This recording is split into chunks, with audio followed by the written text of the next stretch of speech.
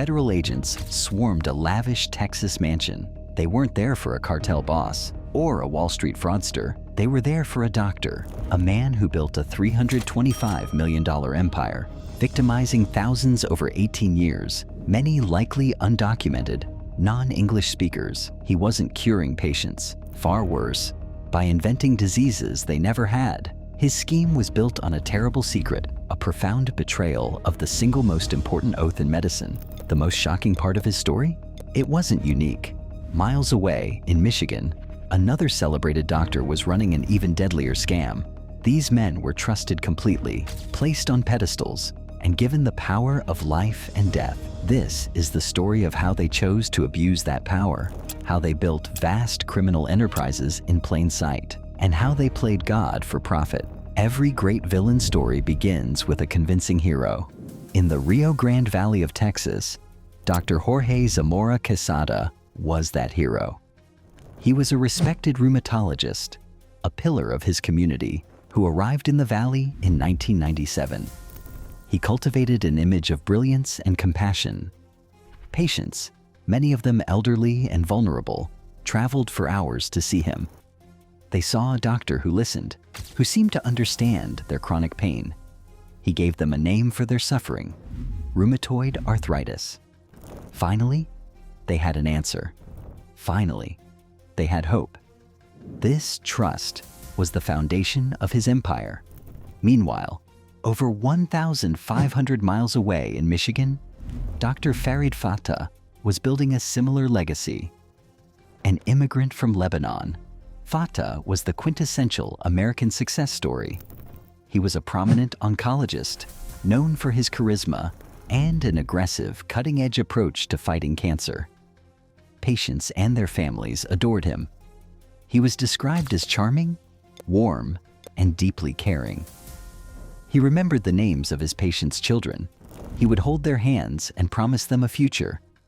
He projected an aura of supreme confidence, the one doctor who would never give up.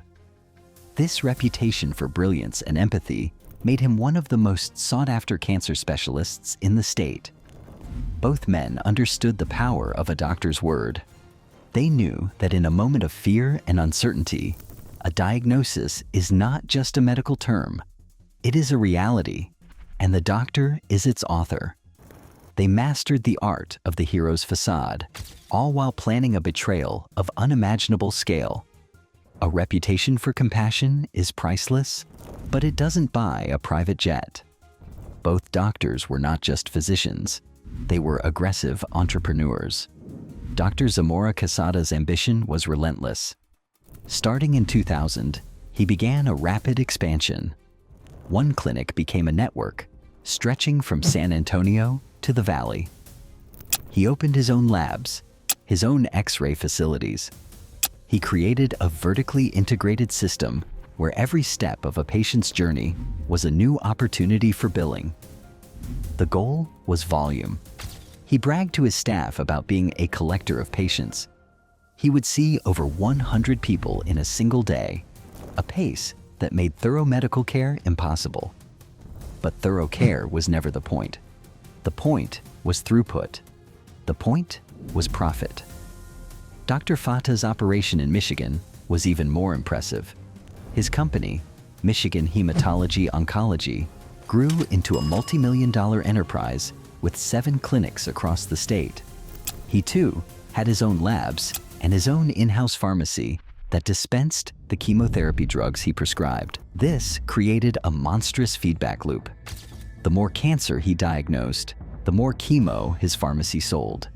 The more chemo he sold, the more money he made. He was the sole owner, the single authority. Every dollar flowed back to him. Early red flags were dismissed as the signs of a demanding but brilliant physician. Staff who questioned his methods were fired. Patients who complained were told they didn't understand the complexity of their illness. Their ambition was celebrated as success. Their wealth was seen as the deserved reward for their genius. No one saw that these empires weren't built on healing. They were built on a business model of pure, calculated fraud. Dr. Zamora-Quezada's criminal genius was in its simplicity. He perfected a fraudulent assembly line. The entire system was designed to produce a single profitable diagnosis: rheumatoid arthritis. It is a complex, lifelong autoimmune disease that requires expensive, ongoing treatment. It was the perfect illness for his business model. Here's how the machine worked. A new patient, often an elderly Hispanic person complaining of simple joint pain, would enter his clinic. A medical assistant, acting on standing orders, would note chronic and symmetrical pain in the chart, regardless of what the patient actually said. These were the magic words needed to justify the diagnosis. Next, an X-ray would be taken. Zamora-Quezada would deliberately misread the results, claiming to see joint damage that wasn't there. Finally, blood tests. Even when a patient's blood work came back completely normal, showing no signs of the disease, the doctor would simply lie. He would tell them the test was positive and that they needed to start treatment immediately. His staff were complicit, ordered to falsify the records to match the fraudulent diagnosis. With the trap set, the real money-making began. He prescribed a gauntlet of painful, unnecessary procedures: chemotherapy infusions like Rituxan, repetitive, agonizing joint injections. These treatments had devastating side effects. They weakened immune systems, damaged bones, and eroded joints. He wasn't just failing to treat their real problems, he was actively creating new ones. He turned healthy, aging bodies into broken ones, all to justify a cascade of billing codes that funneled over $325 million into his accounts. It was a perfect, self-contained system of abuse, hidden behind the unquestionable authority of a doctor's diagnosis. If Zamora-Quezada's crime was a system of deception, Dr. Fata's was a factory of horror. He didn't just invent a chronic illness, he invented the single most feared disease on the planet: cancer. The psychological terror of his fraud was a weapon. He would look a healthy person in the eye and tell them they were riddled with tumors. He would tell a patient whose cancer was in remission that it had come back, more aggressive than ever. He even sentenced people who were not dying to hospice care, convincing them to give up all hope. Each lie was a death sentence, designed to unlock the most expensive treatments in medicine. He prescribed the most aggressive forms of chemotherapy, often at dangerously high doses. These toxic chemicals ravaged his victims' bodies. They caused organ failure. They destroyed bone marrow. They caused teeth to crumble and fall out. In a final, cynical twist, the very treatments he prescribed often caused secondary cancers in his healthy victims. The system that should have protected them was actively giving them the disease he pretended they had. He ran his infusion rooms like a cattle call, with dozens of patients hooked up to IVs at once. He made them endure these torturous sessions for years. The entire operation was a chilling spectacle of medical authority gone rogue. He held the power to create a reality of fear and sickness with his words alone. And for every diagnosis he faked, his in-house pharmacy cashed another check. It was a business model where the product was poison and the profit was extracted from shattered lives. The numbers, hundreds of millions of dollars, hundreds of victims, are staggering. But they fail to capture the human cost of this betrayal. In Texas, one of Zamora-Quezada's patients was a former U.S. Border Patrol agent. He went to the doctor for minor joint pain. After years of unnecessary treatments, his health was so destroyed, he was forced into early retirement.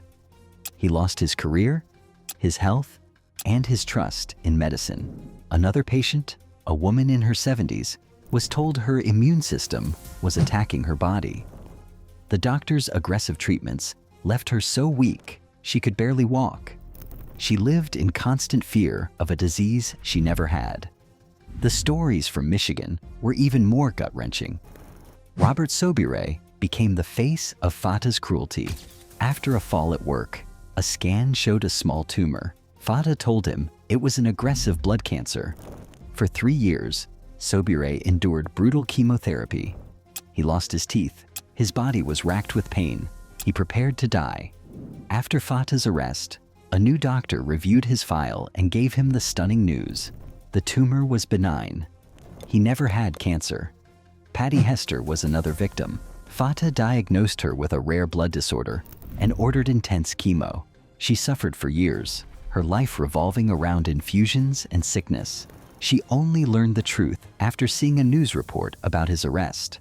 Her real condition was minor and required no treatment at all. During Fata's sentencing hearing, the courtroom was filled with these stories. Victim after victim stood up to face the man who had destroyed their lives. Laura Legrand, whose body was ravaged by his treatments, looked directly at him. "You are a monster," she said. "You preyed on our trust, our fears, and our hopes. You poisoned me for money." This was the true price of their greed. It wasn't paid in dollars, but in pain, fear, and stolen years. An evil of this magnitude cannot exist in a vacuum. For years, there were whispers, there were warnings. The system had chances to stop them, and it failed. In 2010, 3 years before Dr. Fata's arrest, a brave nurse named Angela Swantek filed a detailed report. She had worked for Fata and had seen the horror firsthand. She documented the dangerously high doses of chemotherapy. She reported the questionable diagnoses. She laid out the entire fraudulent operation for Michigan's state licensing board. She was ignored. The regulators dismissed her complaint, and Fata was allowed to continue his torture for 3 more years. Hundreds more patients would suffer because her warning fell on deaf ears. In Texas, similar cracks appeared in Zamora-Quezada's facade. He was known for his arrogance and his temper. Staff members who questioned his billing practices or his lightning-fast diagnoses were threatened or fired. The sheer volume of patients he saw should have been a massive red flag to insurance companies. No single doctor could legitimately provide quality care to that many people. Yet, the checks kept coming. The system was designed to pay claims, not to question the judgment of a trusted high-billing physician. These early warnings represent a deeper, more troubling scandal. The doctors were the predators, but they operated within a system that seemed willfully blind. A system where profit often spoke louder than patient safety, and where the first brave voices of dissent were lost in silence. The monsters were allowed to thrive, and the clock was ticking.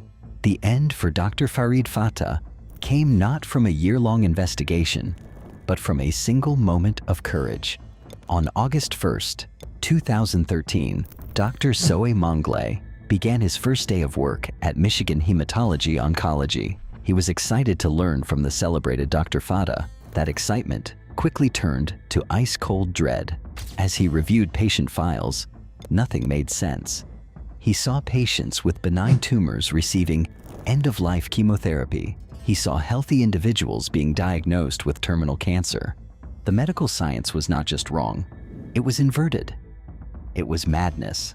Dr. Monglay realized he wasn't in a healing center. He was in the middle of a crime scene. He knew that if he spoke up, he would be risking his entire career. He did it anyway. That night, he went home and called the FBI. His detailed, credible testimony was the key that unlocked the entire case. Just 5 days later, the FBI arrested Dr. Fata at his clinic. The takedown of Zamora-Quezada was a more slow-burn investigation. Federal agents began building a case against him, interviewing dozens of former employees and terrified patients. They pieced together the nearly 2-decade-long conspiracy. In May 2018, the hammer finally fell. Federal agents raided his opulent mansion and his clinics. The man who saw himself as a king was taken away in handcuffs. The arrests of these 2 men sent shockwaves through the medical community. The heroes were finally exposed as villains. Their carefully constructed empires, built on decades of lies, crumbled in a matter of days. In the sterile environment of a federal courtroom, the facades were stripped away. Dr. Fata's celebrated charm was gone, replaced by the vacant stare of a convicted criminal. He was sentenced to 45 years in prison and forfeiture of over $17 million in assets. The judge called his actions horrific and a huge, horrific series of criminal acts. Dr. Zamora-Quezada's vast fortune was seized. The private jet, the Maserati, and the Aspen condo. Over $28 million in assets forfeited to the government to help repay his victims. He was also sentenced to 10 years in prison. Justice, in a legal sense, was served. But the cases leave behind a wake of unsettling questions. How did these men operate for so long, harming thousands of patients and stealing $500 million? They exploited a fundamental weakness in our system: trust. We are taught to believe our doctors, to trust their judgment implicitly, especially in our moments of greatest fear. These men weaponized that trust. They proved that the white lab coat can be the perfect disguise for a predator. While their methods differed, one a peddler of chronic disease, the other a merchant of fake cancer, their core crime was the same. It was a crime of staggering arrogance. They believed their education and their reputation placed them above scrutiny, above suspicion, and above the law. They appointed themselves as gods, wielding the power of a diagnosis to control fates and line their own pockets. But in the end, they weren't gods. They weren't even healers. They were simply criminals, brought down by the weight of their own destructive greed. If you found this story shocking, please share it so others can protect themselves. Let me know in the comments if there were any cases you would like us to cover, or your own unique story about medical scams or patient harm. Thanks for watching Sloppy Medicine. Stay informed, stay safe.